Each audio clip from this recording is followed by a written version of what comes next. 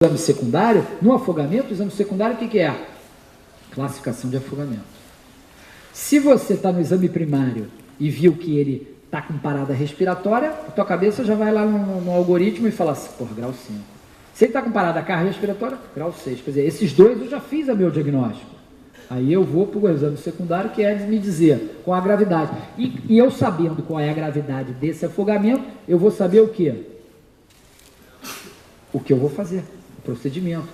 Ah, é grau 1, o que eu vou fazer? Pô, deixa ele descansando um pouquinho, ele vai ficar bem. Porra, mas ele parece estar morto, ele está exausto.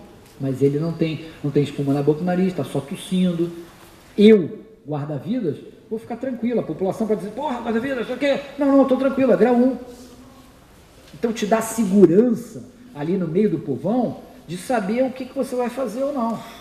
Senão você fica perdido também. Quantas vezes eu já fui chamado para grau 6 porque o cara não mexia um músculo. Quando eu cheguei lá, por exemplo, aqui no recreio, eu cheguei lá, o cara só me acompanhou com os olhos. Pô, esse cara está me acompanhando com os olhos e tá o quê? Respirando? Batendo? Claro. É grau 6? Não. Eu olhei para ele, não tem espuma na boca e no nariz. Pode ser grau 2? Não. 3? 4? Também não. O que podia ser ali? Resgate é grau 1. Ou ele ter tido uma outra doença. Porra, eu olhei, ele tossiu? Não tossiu. Porra, não é nem afogamento. Ele estava exausto, que não conseguia mexer nada, só os olhos.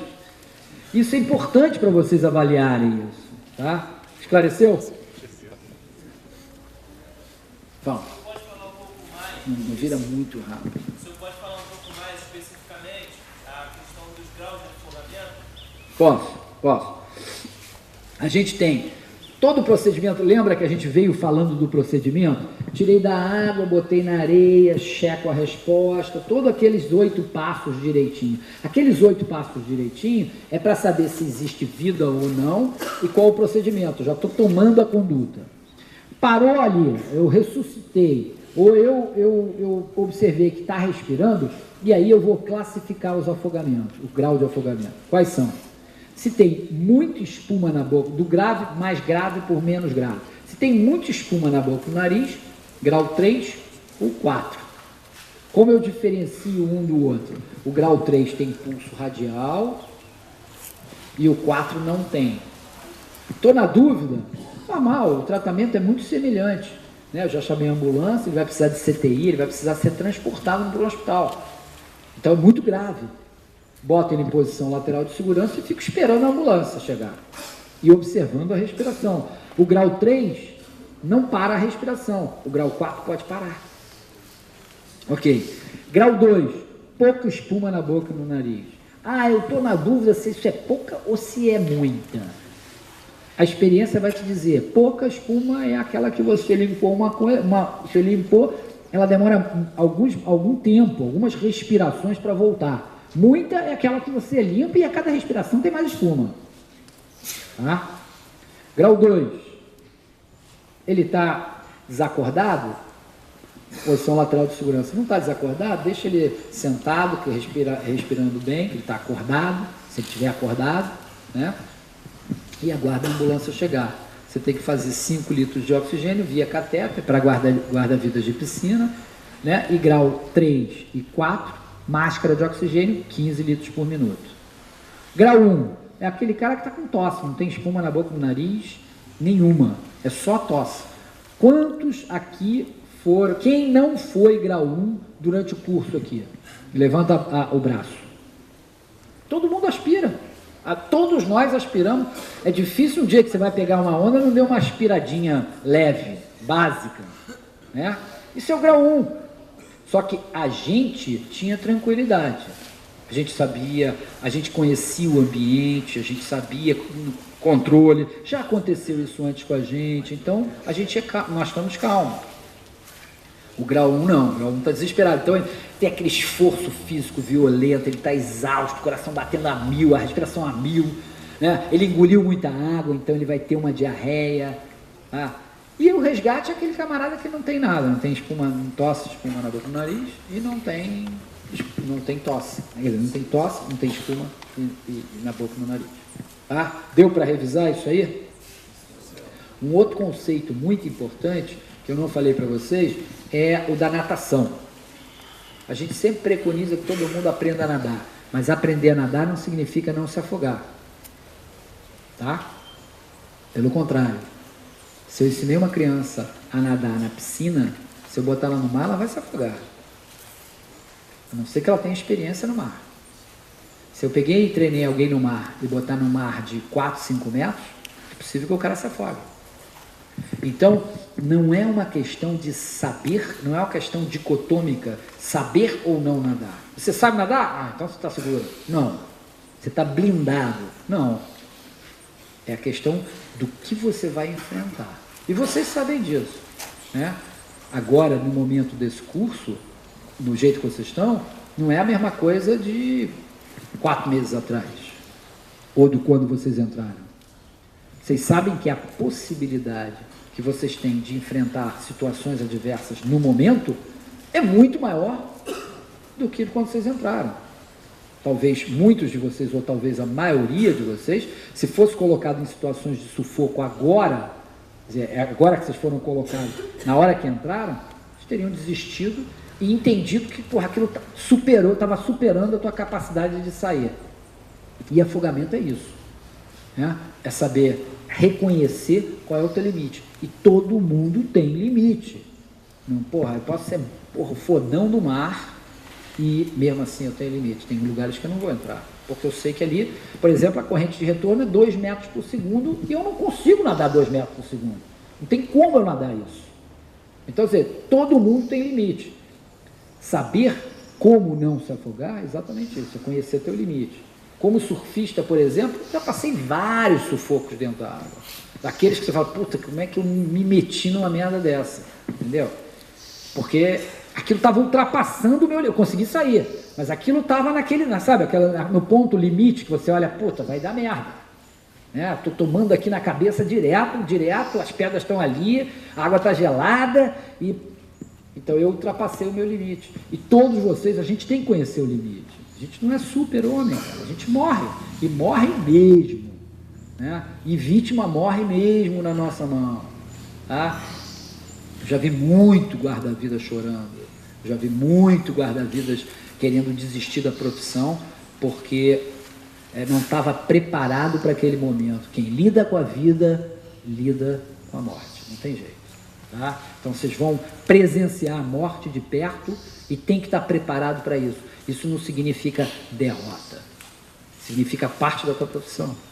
Se você não estiver preparado para isso, a profissão não é essa. Você tem que se preparar para essa possibilidade. Não é só vida, é morte também. Fala. Uma análise, né? Não chega a ser uma dúvida, mas uma análise sobre a experiência que eu tive durante os tempos de estágio na praia. É que às vezes a gente vai para um socorro, né? Você atende uma vítima, mas ela não sai instruída sobre as correntes de retorno, até a sinalização, né? Você coloca, ela sabe que ele está proibido, vai para lá, mas não consegue compreender a leitura do mar. E, por exemplo, material informativo, eu, todo meu tempo de praia, nunca vi nenhum material informativo nas praias, para as pessoas compreenderem, em caso de vítima, qual o procedimento correto, se deixar levar pela correnteza, né? Eu queria tirar uma visão do senhor que tem muito mais tempo. Então, eu acho o seguinte, a gente vem ao longo dos anos, a gente vem batendo firme na educação. Acho que a educação é o caminho. Mas a educação, ela tem um benefício e ela tem um custo. E é um pouco parecido com aquela questão que eu conversei com vocês. Tem um momento de preparação, que é esse, a gente prepara para prevenir, resgatar e mitigar. Tem um momento de prevenção ativa e um momento de prevenção reativa. Né? Cada momento desse tem um custo diferente e um benefício diferente.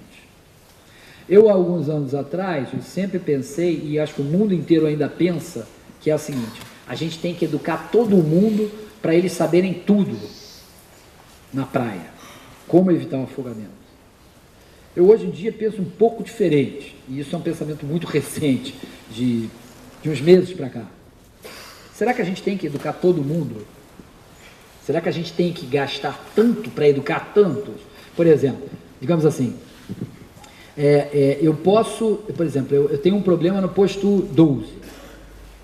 Eu vou educar a população toda do Rio de Janeiro para aquele problema ali, corrente, vala, etc. Mesmo que se o problema seja comum, eu vou educar todo mundo para evitar aqueles afogamentos?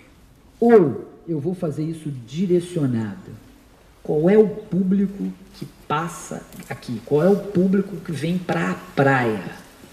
E direcionar a minha educação para esse público que vem para a praia. Ou, melhor, será que o cara que, por exemplo, porque eu vejo assim, é inadmissível, no meu entender, é inadmissível que a gente pense que o guarda-vidas está na praia para explicar para as pessoas o que é uma corrente de retorno.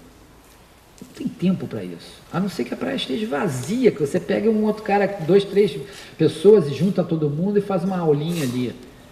Mas não há tempo para você tem tanto trabalho para fazer, que não há tempo de você se dedicar à preparação. O momento de preparação não é na praia. O momento de preparação é antes da praia. A educação é antes da praia. Mas a educação tem um custo. Será que ao invés, isso é o que o que eu venho pensando nos últimos meses, será que ao invés da gente educar todo mundo sobre a corrente de retorno, a gente não deveria melhorar muito mais a sinalização? O cara chegar lá, ele não tem que saber o que é corrente de retorno. Você já imaginou, por exemplo, ontem a gente estava dando uma aula de surf salva, a gente falando sobre corrente de retorno.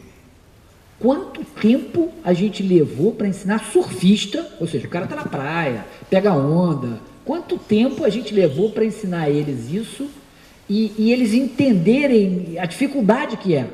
Não é uma educação fácil, que você, entrega rápido, não. É uma educação que tem um custo muito grande, um tempo muito grande, uma demanda muito grande. Eu acho, minha visão é que a gente não deve exatamente educar a população sobre a corrente de retorno. Embora na corrente de retorno ocorram 90% dos afogamentos, a gente não deve educar eles o que é uma corrente de retorno. Eu acho que a gente deve educar a não entrar na corrente de retorno. Ou seja, aqui está proibido, aqui não entra, aqui entra, aqui não entra, aqui entra. É isso que eles precisam saber. O cara precisa chegar na praia e dizer assim, aonde que é seguro eu entrar? E não o que é uma corrente, para onde que vai levar, como é que ela desvia para lá. É muita evolução, é muita educação demais para você querer dar no momento que você não tem nem condições de dar, entendeu? E aí o custo é muito alto, porque para você, guarda-vidas, sair daquela posição de tirar um cara daqui, botar um cara ali, não sei o que, para ficar dando aula para um cara, para ficar explicando para ele o que é um custo muito alto, entende?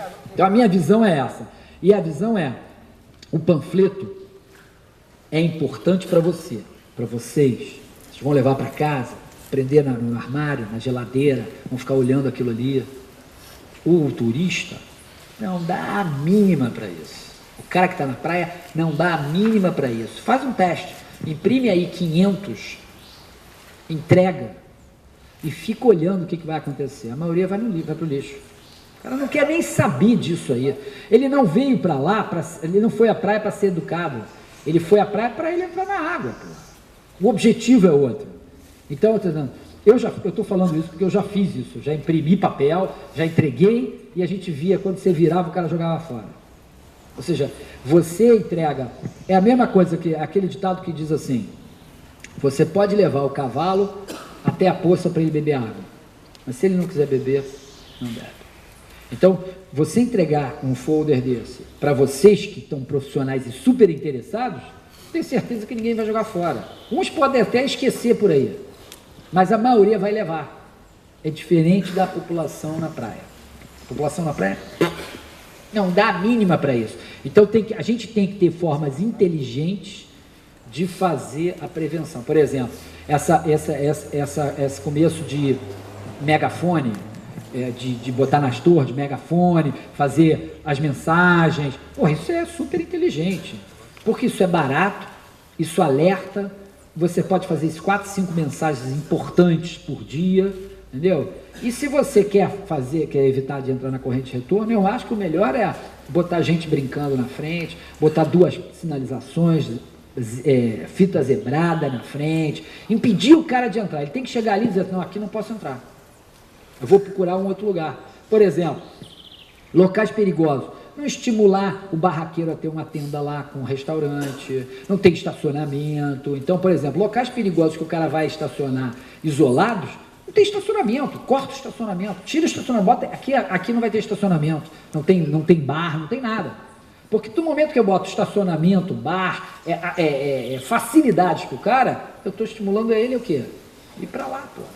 Então, assim, tem lugares, eu acho que essa é a forma da gente lidar, por exemplo, com a reserva, com alguns locais aqui no Rio, é dizer assim, ó, aqui é perigoso, que a gente não tem como cobrir, é perigoso, uma placa grande dizendo assim, ó, aqui é por sua conta. Se você quer segurança, procure um local com guarda-vidas. E tem vários, ele não falta. Entendeu? Não sei se eu... Não, me esclareceu. É porque, por exemplo, aqui no panfleto que o senhor está fornecendo, tem um item aqui, né? Se você for a vítima. Eu acho isso uma importância para o banhista que não sabe se comportar em um momento de perigo. E normalmente é o que mais causa o afogamento, né? Ele lutar contra a correnteza. Perfeito. O problema é que essa educação é um custo muito elevado, cara. Eu tenho que educar um a um, explicar um a um. Quer dizer, é uma educação primária. Por exemplo, se a gente fosse dar isso na formação escolar, né? Porra, é grade curricular da escola. Prevenção em afogamento, trauma de trânsito, etc. Perfeito. Estou educando aquele HD virgem, sabe? Aquele HD que entra informação e grava na hora. Quando você está na praia, você tem um HD que o cara não quer gravar nada, cara. Ele está com aquela setinha, não grave. Porra, e você fica, o tempo que você está gastando ali, investindo, botando o teu tempo, dinheiro, esforço, acho que tu está jogando fora, entendeu?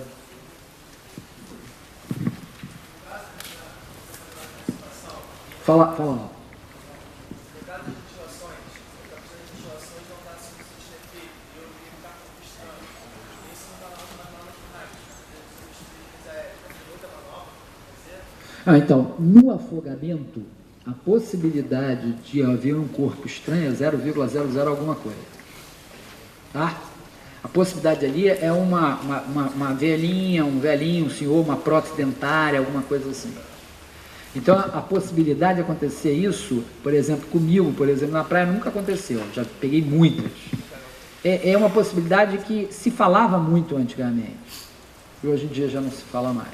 É claro que a obstrução de vias aéreas acontece, o cara está alimentando, a criança acabou de mamar, comeu, você deu comida, restaurante, isso acontece. Mas para afogamento, isso é raríssimo. Eu nunca vi acontecer. Tá? Não quer dizer que não possa acontecer. Por isso é que a gente fez o suporte básico de vida e eu não falei em desobstrução de corpo estranho, porque afogamento não existe. Tá? Relacionado a essa parte de prevenção que eu estava falando, não seria interessante o fato de buscar algum veículo de informação para poder só pegar esses tópicos principais? Perfeito, eu trocaria tudo por 1 minuto no Fantástico, durante o Fantástico. Qualquer educação, qualquer aula, qualquer minuto de Fantástico toda semana. Porra, perfeito. O problema é que a imprensa gosta muito, por exemplo, a gente lançou um alerta do uso da cauda da sereia. Por exemplo, a Sobrasa lançou um alerta 4 semanas atrás. A gente fez uma entrevista para o Bom Dia Brasil, a gente fez entrevista para o UOL, a gente fez várias entrevistas. Quantas você já viu, quantos incidentes de cauda de sereia você já viu? Eu também nunca vi nenhum. Ou seja, se eu pudesse pegar esse momento e falar sobre corrente de retorno, é normalmente o que a gente tenta fazer. Então, o que a gente tentou fazer? A gente pega um assunto que a mídia gosta muito. E por que a mídia gosta muito? Não é porque ela gosta muito. É porque a população gosta do diferente, do inacreditável, do cara se ferrando, do cara, sabe? infelizmente, a gente tem que entender isso para pegar e fazer uso disso como uma ferramenta para então inserir o que a gente quer falar. Então, quando a gente for falar de do perigo das caudas de sereia, que é um negócio perigoso, mas não aqui no Brasil ainda, né, a gente falou de piscina mais segura, ou seja, quais são as medidas de piscina mais segura, ou seja, a gente inseriu ali a informação que a gente queria, que a gente acha que é importante, mais relevante, entendeu? Agora, tenha dúvida, o alcance da televisão é fantástico. Por exemplo, o Facebook, por exemplo, a gente botou uma matéria de um vídeo que chegou na mão através do grupo de prevenção aquática, que era um rapaz, uma menina filmando, o rapaz brincando nas pedras, ele fala assim, ô idiota, ele olha a idiota que ele está fazendo, devia ser namorada. E ele está lá, de repente vem uma onda e lava todo mundo, não só ele, como ela que estava filmando também. Cara, isso deu, de uma semana para cá, deu no Facebook 1.800.000 visualizações. Porra, eu fiquei assim, 13 mil compartilhamentos, 13 mil ou 100 mil compartilhamentos, 13 mil compartilhamentos. Ou seja, é uma forma muito efetiva de chegar às pessoas, mas as pessoas só chegam, é esse que a gente tem que entender. Você só consegue passar a tua missão ou tua mensagem na praia se você convencer a pessoa de que ela está sob risco, o que ela pode acontecer com ela. Senão você não consegue. Entendeu? O cavalo só vai beber água se ele tiver com sede. Se ele não tiver com sede, você não faz ele beber. Entendeu? Você joga água e a água cai mesmo. E é a mesma coisa com a pessoa. Enquanto você não convenceu aquele camarada que está ali em frente à corrente de retorno que aquilo é perigoso, sai ali. E o tempo que você gasta para convencer ele é um tempo que poderia ser gasto em outra coisa. Né? Então a gente tem que criar medidas mais inteligentes de lidar com o problema. É óbvio, e eu acho que isso é importante a gente frisar, isso não é um problema Rio de Janeiro, isso é um problema Brasil, é um problema mundial. Isso, o que eu estou falando para vocês acontece no mundo inteiro, exatamente da mesma forma. Na Austrália eles são mais educados? São.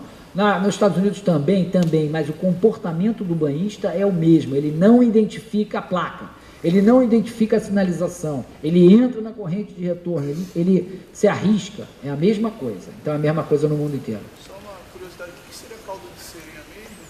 Causa de quê? Sereia, eles, lá no Canadá e nos Estados Unidos, eles inventaram um brinquedo, né, uma atividade nova, que é a mulher bota uma cauda, uma roupa com uma nadadeira grudada.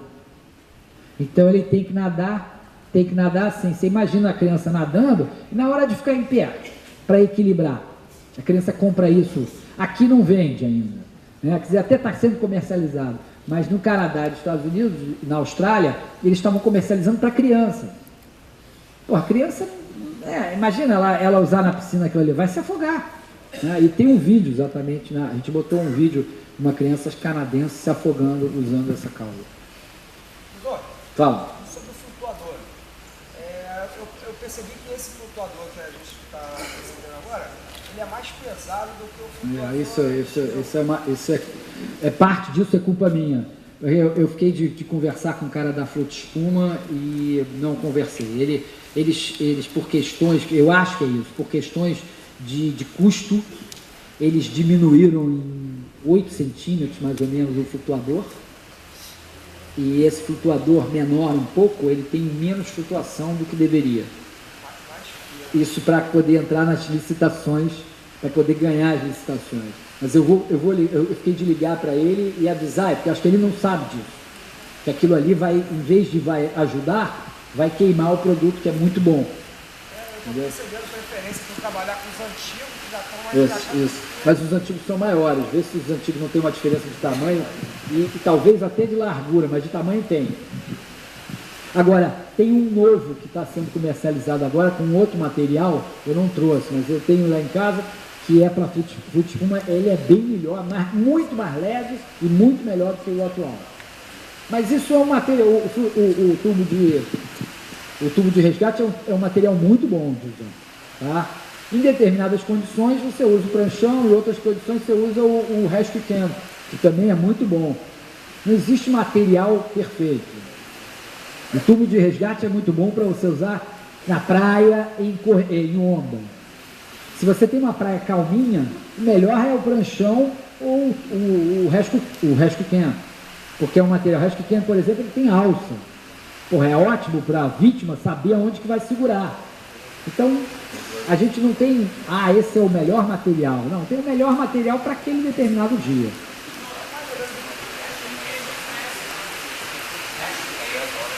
Não tem nenhum mais no Gemar. Tá. Mas era legal trazer se já tiver no Gemar, né? Para dar conhecimento. Porque eu acho que deve ter alguns antigos, não? Não? Já viu aquele vermelhinho? É? Bom. Perguntas. Vamos às últimas perguntas. Fala. Fala alto. Não, deixa lá de trás depois você.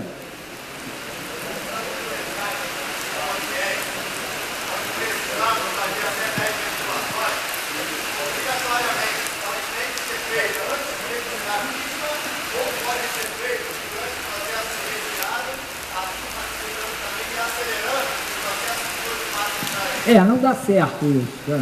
Antes, no começo, a nossa proposta era fazer as ventilações no processo do resgate. Mas a gente viu que você não fazia nem uma coisa bem, nem a outra. A maior chance é naquele local, na hora que você pegou a vítima. Fez até 10. Teve resultado? Ótimo, você vai levar ela respirando. Não teve resultado? Leva ela em parada cardiorrespiratória.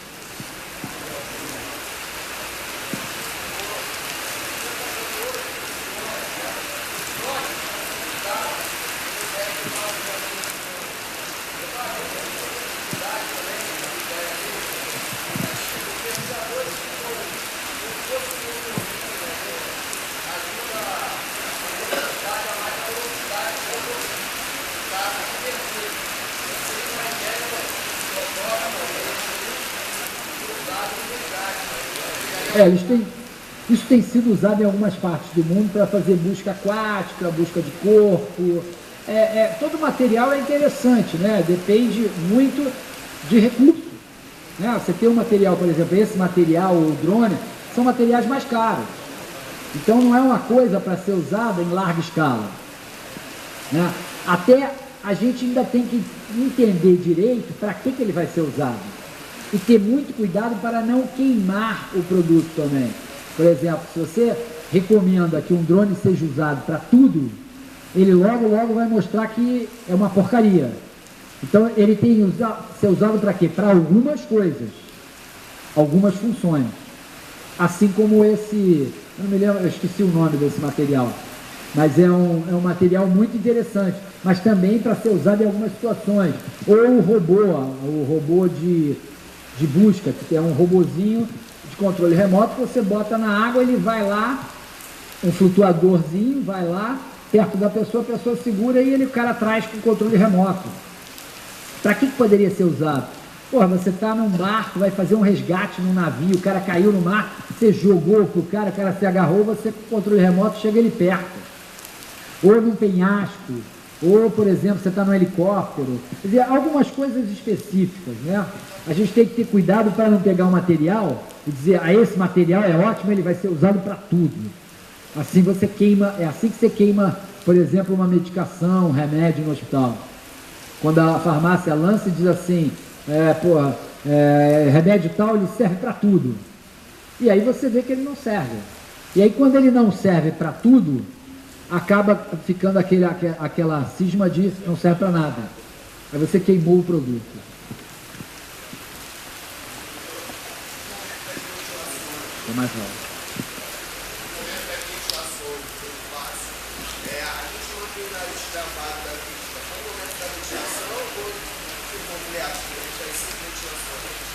Não precisa, olha só, não precisa você está apertando o nariz aqui, não precisa você tirar na hora da expiração, porque você já está mantendo a via aérea aberta, entendeu? É menos uma coisa para você ficar se preocupando, entendeu? Era isso?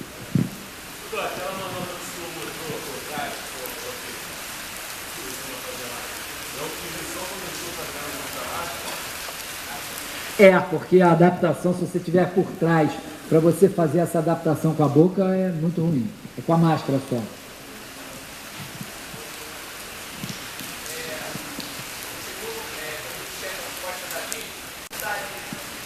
Foi a pergunta de alguém aqui também, e eu acho que eu acabei não respondendo tudo. Quando o guarda-vidas chama para o socorro avançado, né? Claro que fica óbvio quando ele checou a resposta e não teve resposta, ali vai chamar. Mas em que situações o guarda-vidas precisa do socorro avançado? Qualquer situação médica que tenha que decidir alguma coisa médica, em que você esteja na dúvida se leva ou não para o hospital, é bom chamar o CRA. Por quê? Porque na maioria das vezes você está numa praia, a tua função ali é a atenção na área primária. No momento em que você largou a área primária para tomar conta da vítima, você parou de exercer sua função. O risco na tua área aumentou muito, de alguém se afogar e você não captar, tá? Ou não está pronto para isso. Então, sempre que a praia estiver cheia, chamar o CRA quando você acha que é uma situação que precisa ser levada para o hospital, tá?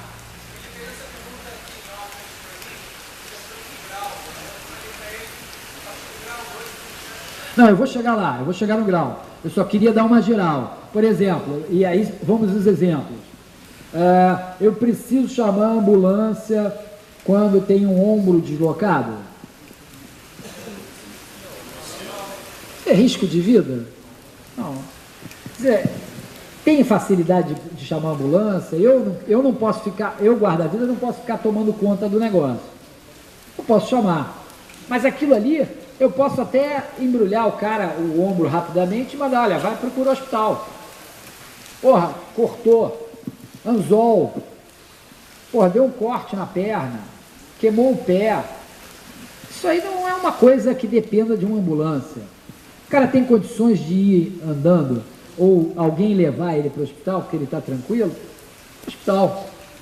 Qualquer dúvida, CRA, estou aqui com um anzol na perna, não sei o que, o cara está bem, não sei o que, ela, não sei o que lá, blá, blá, blá. O médico vai te orientar, faz isso, aquilo, ou eu estou indo para te ajudar. Tá? Quais os graus de afogamento que vão precisar ir para o hospital ou para o CRA? A partir do 2 em diante, 2, 3, 4, 5, 6. Grau resgate e grau 1. Se tiver alguma doença associada, o cara ele tem epilepsia, ele teve uma dor no peito, ele está tomando medicação para pressão arterial, ele tem alguma coisa a mais do que o afogamento, e eu estou na dúvida, chamo o CRA, tá? Esclareceu?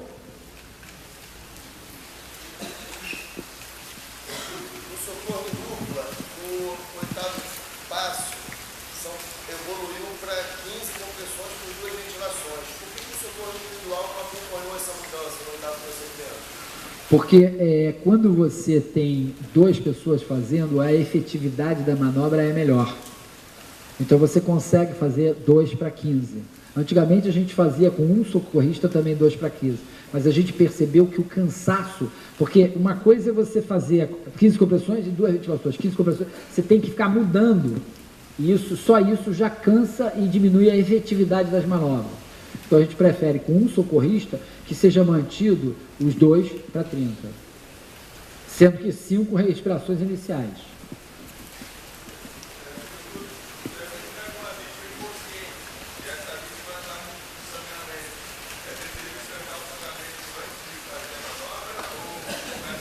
Se o sangramento for importante, ou seja, o cara amputou uma perna, ou é um sangramento arterial, ou seja, está esguichando, ou está inundando de sangue o ambiente, aí você vai ter que controlar o sangramento antes, para depois fazer o suporte básico, tá? Mas lembrando que é raro isso acontecer, muito, muito raro. Esquece. Primeiro, o suporte básico de vida. Tá? Assim como a coluna também. Eu não me preocupo primeiro com a coluna, eu me preocupo primeiro com o quê? Está respirando ou não? Está circulando ou não?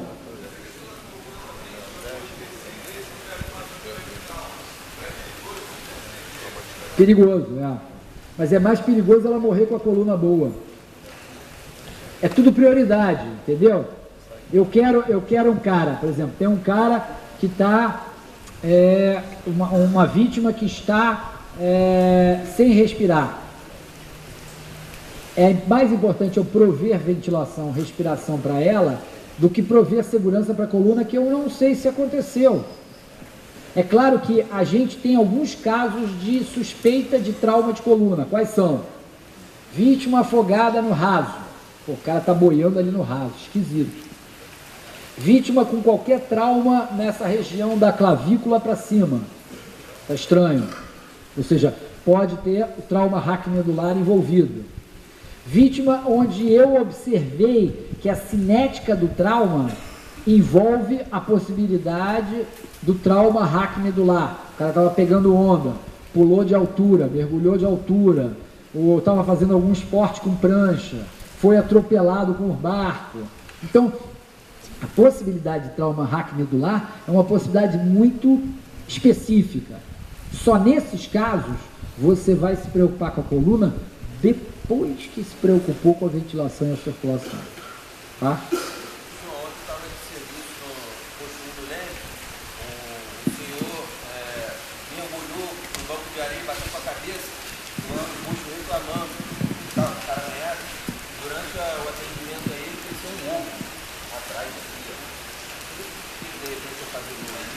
Deve ter traumatizado atrás também, né? Deve ter rompido algum vaso ali atrás e fez um hematoma. A única possibilidade de aparecer um ovo tão rápido assim ali no dorso é ter tomado algum trauma ali também.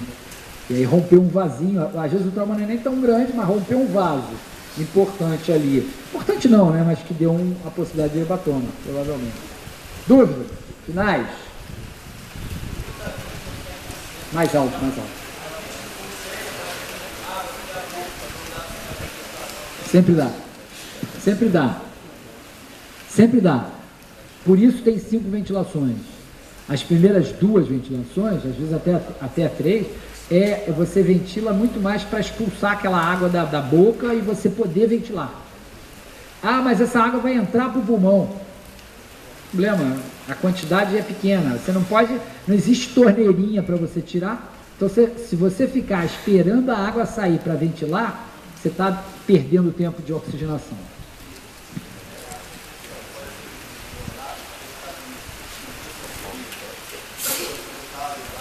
Não, você tem a vítima, né? Você tem a vítima, você tem um socorrista de um lado e o outro socorrista de outro. Você quer trocar o cara que está fazendo ventilação, faz compressão e vice-versa. Não tem problema, eles ficam do mesmo lado, eles não trocam de lugar. Eles trocam só de função, porque os dois estão numa posição que podem fazer os dois. Ou, por exemplo, o Daniel começou e o sargento foi buscar a máscara. Ele continuou sozinho enquanto ele foi buscar a máscara. Tá? É uma estratégia daquelas 8 milhões de possibilidades que você tem que pensar o que é melhor, o que tem mais vantagem, o que eu vou fazer de melhor para a vítima.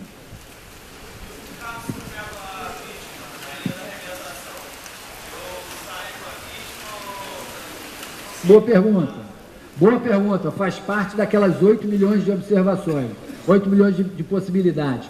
Eu estou aqui no meio.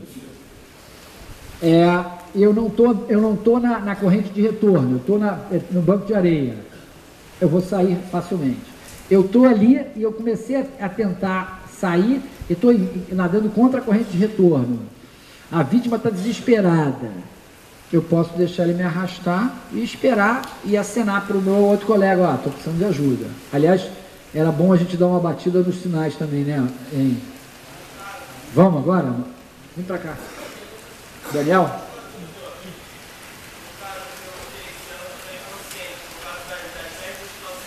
Exatamente. Aí você vai ter, o melhor é você, às vezes, ir para fora, porque você tem aí uma vítima. Se ela for grau 5, você tem uma possibilidade de ressuscitação muito grande.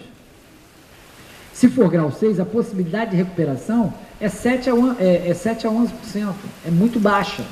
Então, é que nem aquela coisa do start aquático. Você vai pegar a primeira vítima que está precisando mais, mas que tem mais chance, para depois a outra. Entendeu? É claro que isso vai variar, se a corrente está assim é uma coisa, se a corrente está assada é outra, se você está cansado, se você está com material, se você não está com material, isso é uma decisão sua. Quanto mais ferramentas você tiver para fazer essa decisão, melhor ela vai ser.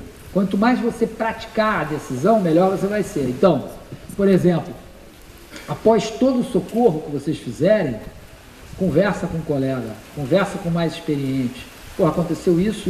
Você faria diferente? Porra, eu acho que eu faria assim, assim, assado. Porra, já aumentei minha capacidade de tomar decisões. Ao invés de fazer isso, da próxima vez eu vou fazer assado. Então, é treinar o script. É colocar dificuldades no script. E quanto mais você treinar, mais possibilidades de decisão na hora que você estiver no socorro, você vai ter, né? E é como que a gente conversou. Decisão no momento de estresse emocional e físico não é brincadeira. É difícil. A decisão já é. São muitas possibilidades e você vai ter que tomar isso, a decisão, num momento crítico. Tá? Peguei a vítima atrás da alimentação, avaliei a cena, não está segura para sair com a vítima. A vítima está inconsciente. Fica lá na fora. Espera lá fora. Vale a pena continuar ventilando, esperando o suporte chegar? A probabilidade de... o que a gente viu, assim, todos os casos que a gente viu de parada respiratória, os casos que a gente estudou de parada respiratória, todos eles voltaram antes de 10 respirações. É como as pessoas questionaram, pode ser 5? Pode ser 6? Pode ser 7, 8? Pode. Mas eu sei que se a gente botar um número redondo, 10, que é uma coisa que você em menos de 1 minuto faz, você resolveu a situação do paciente e resolveu o diagnóstico dele. Pronto. Você resolveu. É uma coisa prática. Às vezes pode ficar até 10 minutos, 15 minutos esperando o suporte. Mas eu acho, a probabilidade dele ter, se ele não respondeu até 10 ventilações, a probabilidade dele ter uma parada cardíaca também, quer dizer, uma parada só respiratória, é 0,000, nunca aconteceu nenhum caso. Pode acontecer? Pode. Mas imagina que você vai ter que ter um esforço ali, você está arriscando fazer alguma coisa, você está arriscando para você alguma coisa? Não, eu estava tranquilo, o cara estava boiando, eu fiz tranquilo, tudo bem, não tem problema nenhum, você não está fazendo mal. Você não pode fazer mais ventilações significa você se cansar mais, arriscar, por exemplo, você acenou e ninguém veio para te socorrer, você tem que tirar, né? Você tem que ter uma reserva para sair daquela situação, entendeu? Vamos ver.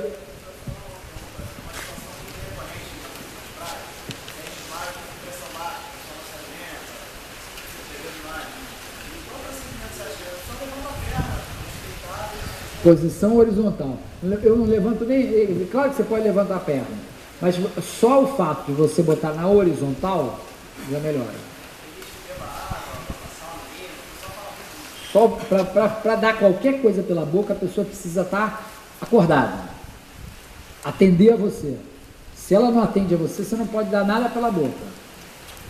Eu acho que o procedimento simples deita ela que melhora na hora. E se não melhorar na hora, em 5, 10 minutos está melhorando.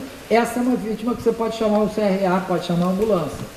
Porque pode ser uma coisa simples, pode ser uma desidratação, uma tonteira sem consequência, mas pode ser uma outra coisa mais grave. E ter a ambulância significa dar um suporte que a gente tem condições de dar. Então, acho que esse é um caso que você deve chamar a ambulância. Qualquer caso de inconsciência, mal-estar, você olha essas, putz, cara, não está bem. Essa tua avaliação é importante, porque você avaliou e disse, pô, isso não vai melhorar em 5, 10 minutos. Se não vai melhorar em 5, 10 minutos, eu não posso ficar aqui tomando conta dessa pessoa. Mesmo que ela melhore em meia hora, eu não posso ficar aqui olhando ela meia hora. E se eu deixar ela aqui passando mal e ir para lá, eu estou omitindo socorro.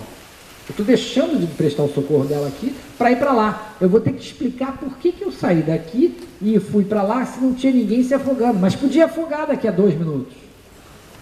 Então, chamar o CRA é um suporte importante para vocês. Vamos ver as